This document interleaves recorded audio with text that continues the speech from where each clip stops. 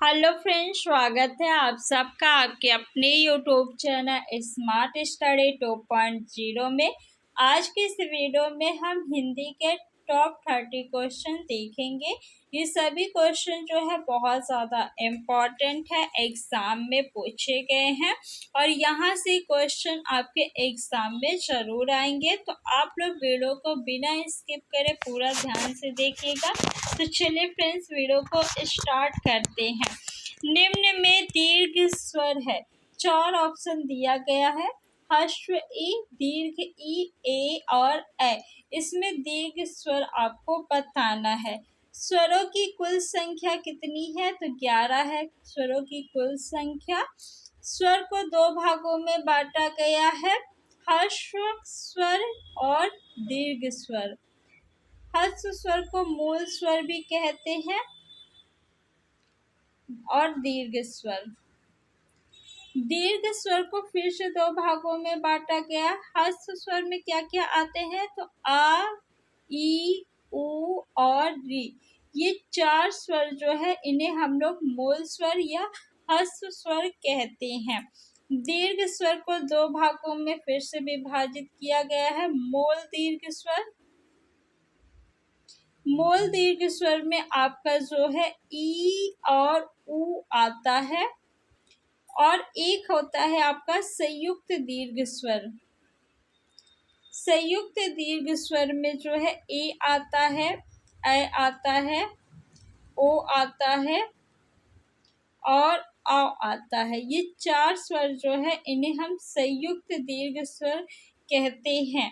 तो यहाँ पे आपसे दीर्घ स्वर पूछा गया है, यानी आपको मूल दीर्घ स्वर बताना है। तो दीर्घ ई जो है आपका ऑप्शन नंबर बी बिल्कुल सही है।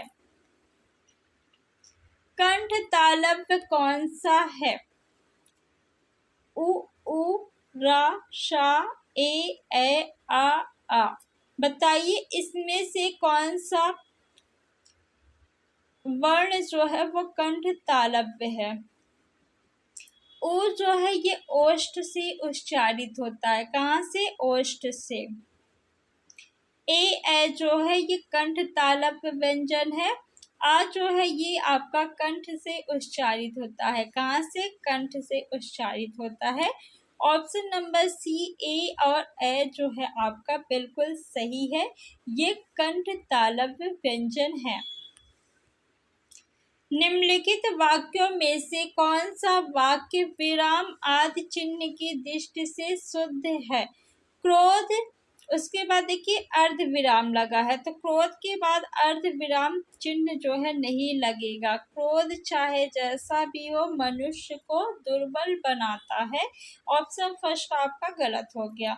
क्रोध के बाद विस्मयादि बोधक चिन्ह नहीं लगेगा, तो यहाँ भी ये क्या है? गलत हो गया। क्रोध चाहे जैसा भी हो मनुष्य को दुर्बल बनाता है। ऑप्शन नंबर सी है, क्रोध के बाद क्या लगा है? अल्प विराम, तो ये बिल्कुल सही है। चाहे जैसा भी हो के बाद भी क्या लगा है? अल्प विराम, तो यहाँ भी सही है। मनुष्य को दुर्बल बनाता है के बाद पूर्ण विराम है, तो ये बिल्कुल सही है। क्रोध के बाद पूर्ण विराम नहीं लगेगा, तो डी भी गलत है। कौन सा ऑप्शन सही है? तो ऑप्शन नंबर सी आपका बिल्कुल सही है। क्रोध चाहे जैसा भी हो मनुष्य को दुर्बल बनाता है। निम्नलिखित में एक वर्तनी अशुद्ध है, उसे चयनित कीजिए। श्रद्धा, कवयित्री, श्रृंगार, उज्ज्वल। किसकी वर्तनी अशुद्ध है? उज्ज्वल बिल्कुल सही है। श्रृंगार इसकी वर्तनी शुद्ध नहीं है। शुद्ध वर्तनी क्या होगी श्रृंगार की? ये आपकी शुद्ध वर्तनी होगी श्रृंगार। कवयित्री जो है ये कवि का स्त्रीलिंग है और बिल्कुल सही है। श्रद्धा ये भी बिल्कुल सही है। तो ऑप्शन नंबर सी जो है आपका उत्तर हो जाएगा। निम्नलिखित शब्दों में से किसमें स्वर संधि है? आपको बताना है किसमें स्वर संधि है। तपोगुण, रामायण, अतएव, सज्जन। संधि का शाब्दिक अर्थ होता है मेल। क्या होता है? मेल। किसका मेल? तो स्वरों का मेल। किसका मेल होता है? स्वरों का मेल होता है। सॉरी, किसका मेल होगा? तो वर्णों का मेल होगा। स्वरों का मेल तो स्वर संधि में होता है, लेकिन संधि में किसका मेल होता है? वर्णों का मेल होता है संधि में। संधि के कितने भेद होते हैं? तो संधि के जो है 3 भेद होते हैं। कितने भेद होते हैं? 3 भेद होते हैं। स्वर संधि, व्यंजन संधि और विसर्ग संधि। तपो गुण, अगर हम इसका संधि विच्छेद करेंगे तो क्या बनेगा? तपा धन गुण। तपा धन गुण। इसमें कौन सी संधि है? विसर्ग संधि है, तो ये तो नहीं होगा। रामायण, इसका संधि विच्छेद करेंगे तो राम धन अयन हो जाएगा, और राम धन अयन यानी माँ का आ और आ मिलके क्या हो रहा है? दीर्घ आ हो रहा है ना, तो यहाँ पे जो है आपका स्वर संधि हो जाएगा। अत एव में कौन सी संधि है? तो अत एव का संधि विच्छेद क्या होगा? अतः धन एव। अतः धन एव। इसमें कौन सी संधि है? विसर्ग संधि है, तो ये नहीं होगा। सज्जन, सज्जन का संधि विच्छेद क्या होगा? सत धन जन। सत धन जन। सत, इसमें कौन सी संधि है? व्यंजन संधि है सज्जन में, तो ये भी ऑप्शन गलत हो गया। ऑप्शन नंबर बी आपका बिल्कुल सही है। नेक्स्ट क्वेश्चन है, दीर्घ संधि, गुण संधि, विद्य संधि, यर संधि व आयात संधि संधि के किस मूल भेद के अंतर्गत आता है? व्यंजन संधि, स्वर संधि, विसर्ग संधि, उपयुक्त में से कोई नहीं। तो दीर्घ संधि, गुण संधि, विद्य संधि, यर संधि व आयाद संधि जो है ये स्वर संधि के अंतर्गत आते हैं। किसके? ऑप्शन नंबर बी, स्वर संधि। नेक्स्ट क्वेश्चन, जिस समास के पूर्व एवं उत्तर दोनों ही पद समान रूप से प्रधान हो उसे कहते हैं तत्पुरुष समास, बहुव्रीहि समास, द्विगु समास, द्वंद्व समास। तत्पुरुष समास में प्रथम पद प्रधान नहीं होता है, द्वितीय पद प्रधान होता है। बहुव्रीहि समास में ना पहला पद प्रधान होता है, ना ही द्वितीय पद प्रधान होता है। इसका अर्थ जो है वो प्रधान होता है। द्विगु समास में जो है इसमें भी आपका प्रथम पद प्रधान नहीं होता है, द्वितीय पद प्रधान होता है। पदों की प्रधानता के आधार पर द्विगु समास और कर्मधारय समास जो है ये तत्पुरुष समास के अंतर्गत आते हैं। किसके अंतर्गत? तत्पुरुष समास के अंतर्गत। द्वंद्व समास में प्रथम पद भी प्रधान होता है और द्वितीय पद भी प्रधान होता है, यानी दोनों पद प्रधान होते हैं द्वंद्व समास में। तो ऑप्शन नंबर डी जो है आपका बिल्कुल सही है। निम्नलिखित शब्दों में से तद्भव शब्द को पहचानिए। पाषाण, कंकड़, प्यासा, पच्छ। पाषाण जो है ये आपका तत्सम शब्द है। कंकड़ भी तत्सम शब्द है। प्यासा, प्यासा जो है ये आपका तद्भव शब्द है। पिपासा जो है वो इसका तत्सम शब्द होगा। पच्छ जो है ये क्या है? ये भी आपका तत्सम शब्द है, तो ऑप्शन नंबर सी आपका सही है। गौरव का विलोम शब्द है। गौरव का विलोम शब्द क्या होगा? तो गौरव का विलोम शब्द होता है लाघव। बाकी तीनों ऑप्शन जो है वो गलत है। नेक्स्ट क्वेश्चन, पत्थर का पर्यायवाची नहीं है। पाहन, उपल, पाषाण, उरग। तो पत्थर का पर्यायवाची जो है पाहन भी होता है, उपल भी होता है, पाषाण भी होता है। कौन सा नहीं होगा? तो उरग जो है नहीं होगा, तो ऑप्शन नंबर डी जो है वो बिल्कुल सही है। अधोलिखित में एक पर्यायवाची युग्म सही नहीं है। कौन सा सही नहीं है आपको बताना है। पुरंदर का अमरपति होता है, ये बिल्कुल सही है। सरोवर का पर्यायवाची पुष्कर होता है, ये भी सही है। जलधि का अम्बुद होता है, बिल्कुल गलत। जलधि मीन्स होता है समुद्र, और अम्बुद मीन्स क्या होता है, बादल। क्या होता है, बादल होता है। तो ये आपका सही नहीं है। फड़ी का उरग होता है, बिल्कुल सही है। तो कौन सा ऑप्शन सही हो जाएगा, ऑप्शन नंबर सी आपका राइट हो जाएगा। नेक्स्ट क्वेश्चन है, जिसके पास घर ना हो उसके लिए एक शब्द आपको बताना है। अनिकेत, अनुगत, जिजीविषा, निर्निमेष। जिसके पास घर ना हो उसे क्या कहते हैं, अनिकेत। अनुगत किसे कहते हैं, पीछे चलने वाले को अनुगत कहते हैं। जिजीविषा यानी जीवन जीने की इच्छा। निर्निमेष, बिना पलक झपकाए। निर्निमेष, बिना पलक झपकाए। जिजीविषा, जीवन जीने की इच्छा। अनुगत, पीछे चलने वाला। अनिकेत, जिसके पास घर ना हो। शकल, सकल का अर्थ क्या होता है। शकल मीन्स होता है संपूर्ण। क्या होता है, संपूर्ण। और इस शकल मीन्स क्या होता है, अंश होता है। तो कौन सा सही हो जाएगा, ऑप्शन नंबर सी जो है वो बिल्कुल सही हो जाएगा। दिवस और गरीब, ये जो है दिन और दीन का अर्थ है। दिन मीन्स होता है दिवस और दीन मीन्स होता है गरीब। भौरा, ये अली और अली का अर्थ है। अली मीन्स भौरा, अली मीन्स सखी।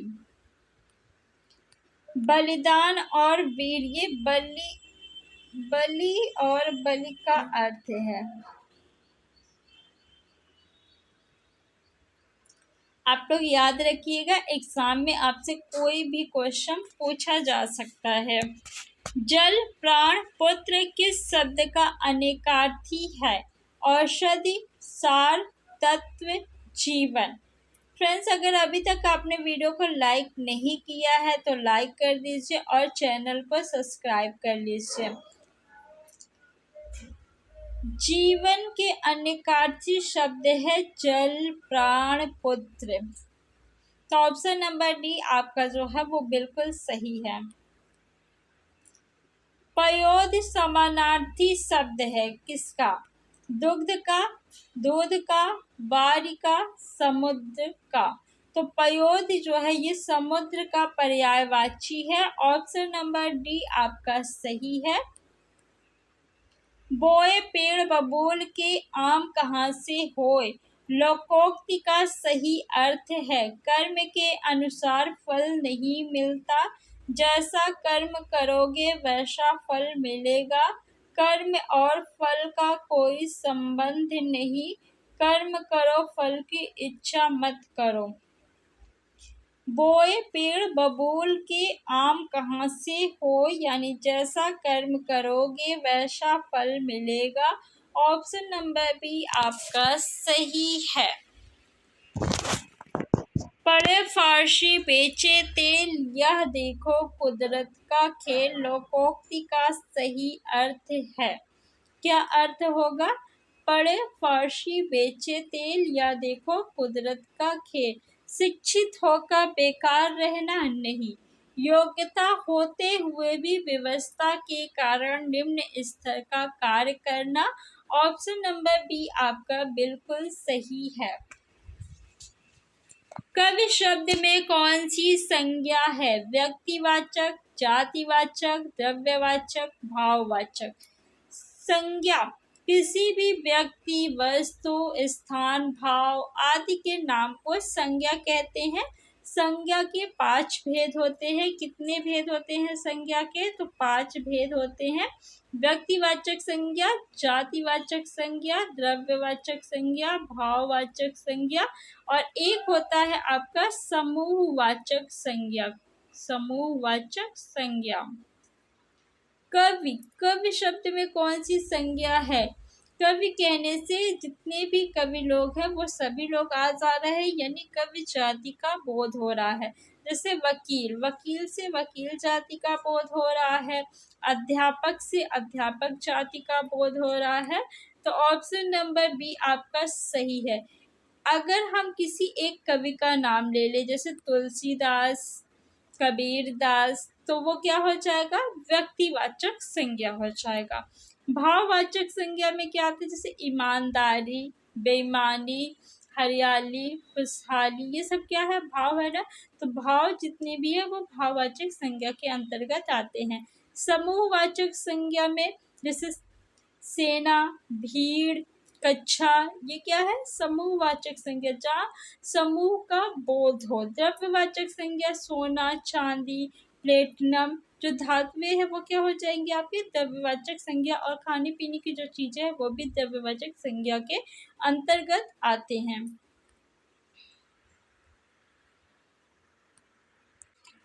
कोई और कुछ का प्रयोग इनमें से किस सर्वनाम में किया जाता है। सर्वनाम का शाब्दिक अर्थ क्या होता है, एग्जाम में पूछ लिया जाता है। तो सर्वनाम का शाब्दिक अर्थ होता है सबका नाम। क्या होता है, सबका नाम। सर्वनाम के कितने भेद होते हैं, तो सर्वनाम के 6 भेद होते हैं। कितने भेद होते हैं, 6 भेद होते हैं। और सर्वनाम की संख्या पूछे तो संख्या कितनी है, 11। सर्वनाम कितने हैं, 11। सर्वनाम के भेद कितने हैं, 6 भेद हैं। कोई और कुछ, ये कौन सा सर्वनाम है, तो कोई आ रहा है। क्या आपको पता चल रहा है कि कौन आ रहा है, नहीं पता चल रहा है, यानी निश्चित नहीं है कि कौन आ रहा है। तो कोई आ रहा है यानी अनिश्चयवाचक सर्वनाम हो जाएगा, क्योंकि यहाँ पे निश्चित नहीं है कि राम आ रहा है, श्याम आ रहा है, सीता आ रही है कि गीता आ रही है, निश्चित नहीं हो रहा है। सीता ने गीता को कुछ दिया, क्या दिया, हमें नहीं पता क्या दिया। तो ये क्या हो गया, अनिश्चयवाचक सर्वनाम। संबंधवाचक सर्वनाम क्या होते हैं, तो संबंधवाचक सर्वनाम जैसे जो सो क्या है, संबंधवाचक सर्वनाम है। और आपका निश्चयवाचक सर्वनाम जैसे या और वाह, ये क्या है, निश्चयवाचक सर्वनाम। कोई कुछ क्या है, ये आपका अनिश्चयवाचक सर्वनाम है, कोई और कुछ। संबंधवाचक सर्वनाम जो सो, जैसा वैसा,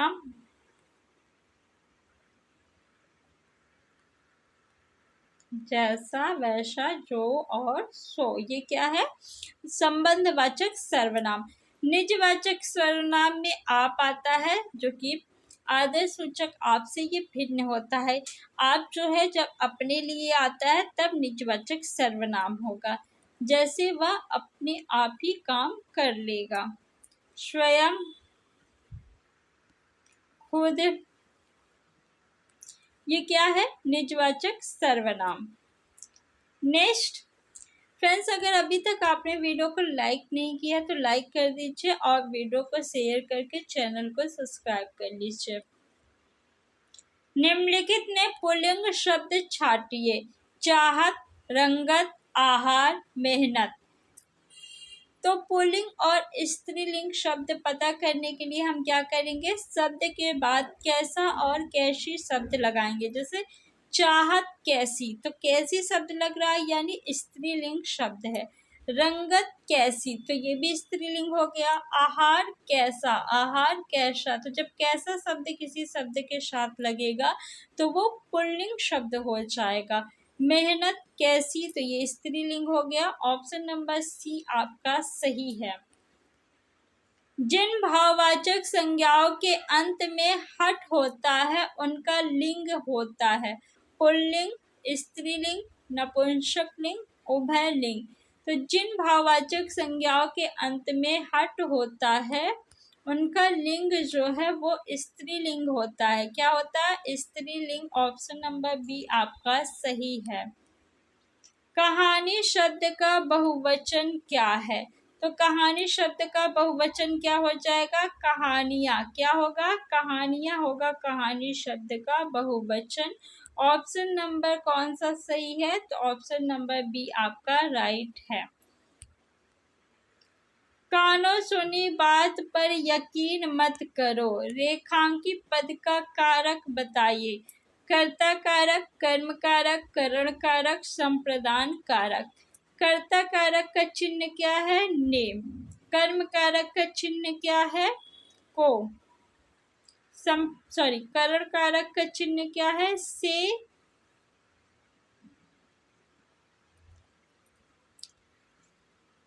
द्वारा। संप्रदान कारक का चिन्ह क्या है?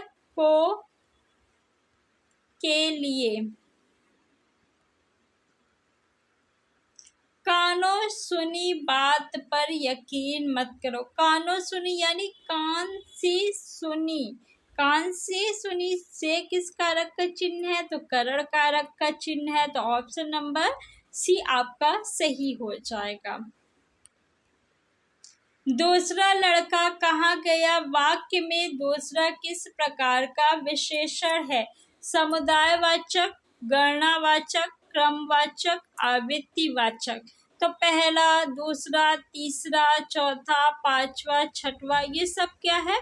क्रमवाचक विशेषण है। कैसा? क्रमवाचक विशेषण है। तो ऑप्शन नंबर सी आपका सही हो जाएगा। निम्न में से कौन सा क्रिया विशेषण का भेद नहीं है? स्थानवाचक, परिमाणवाचक, जातिवाचक, रीतिवाचक। क्रिया विशेषण का भेद कौन सा नहीं है आपको बताना है। तो जातिवाचक जो है ये संज्ञा का भेद है। जातिवाचक संज्ञा, व्यक्तिवाचक संज्ञा, भाववाचक संज्ञा, समूहवाचक संज्ञा, द्रव्यवाचक संज्ञा, ये संज्ञा के भेद है। तो ऑप्शन नंबर सी जो है आपका उत्तर हो जाएगा। बाकी स्थानवाचक क्रिया विशेषण होता है, परिमाणवाचक क्रिया विशेषण, रीतिवाचक क्रिया विशेषण के भेद है। नेक्स्ट है आपका, राम भोजन करके सो गया। इस वाक्य में कौन सी क्रिया निहित है? नाम बोधक क्रिया, पूर्वकालिक क्रिया, सहायक क्रिया, यौगिक क्रिया। राम भोजन करके सो गया। तो जब किसी वाक्य में बीच में आपके करके शब्द आ जाए तो वहां पे आप क्या लगाएंगे? पूर्वकालिक क्रिया। यानी जब व्यक्ति एक काम करके दूसरा काम जो है तुरंत स्टार्ट कर दे तो वहां पे पूर्वकालिक क्रिया होती है। जैसे सीता पढ़ाई करके सोने चली गई, यानी एक काम समाप्त करके तुरंत दूसरा काम आरंभ कर देना पूर्वकालिक क्रिया कहलाता है। वह जाने लगा। इस वाक्य में कौन सी क्रिया है? अवकाश बोधक, समाप्ति बोधक, आरंभ बोधक, निश्चय बोधक। वह जाने लगा यानी अभी जानना आरंभ किया है तो आरंभ बोधक हो जाएगा। ऑप्शन नंबर सी आपका सही है। माला फेरत जुग भया, फिरा न मन का फेर, कर का मन का डार दे, मन का फेर। इस दोहे में कौन सा अलंकार है? रूपक अलंकार, अनुप्रास अलंकार, उपमा अलंकार, यमक अलंकार। यहाँ पे देखिए मन का शब्द जो है एक से अधिक बार आया है और इसका अर्थ जो है हर बार अलग है, तो इसलिए यहाँ पे यमक अलंकार होगा। यमक अलंकार में एक शब्द एक से अधिक बार आता है और उसका अर्थ जो है हर बार अलग होता है। छंद शास्त्र के प्रणेता आचार्य माने जाते हैं। कौन माने जाते हैं? पिंगल माने जाते हैं। ऑप्शन नंबर बी आपका सही है। आज के इस वीडियो का लास्ट क्वेश्चन, कितनी नावों में कितनी बार रचना को किस पुरस्कार से सम्मानित किया गया है? ज्ञानपीठ पुरस्कार, व्यास सम्मान, सरस्वती सम्मान, देव पुरस्कार। कितनी नावों में कितनी बार रचना किसकी है? तो आगे जी की रचना है। किसकी रचना है? आगे जी की रचना है। और इस रचना को कौन सा पुरस्कार मिला है? तो ज्ञानपीठ पुरस्कार मिला है। ऑप्शन नंबर ए आपका सही है। तो फ्रेंड्स वीडियो को लाइक कर दीजिए और इस वीडियो को आप लोग ज़्यादा से ज़्यादा अपने फ्रेंड्स में शेयर करिए और चैनल को अगर अभी तक आपने सब्सक्राइब नहीं किया है तो सब्सक्राइब कर लीजिए ऐसी और वीडियो देखने के लिए। Thanks for watching.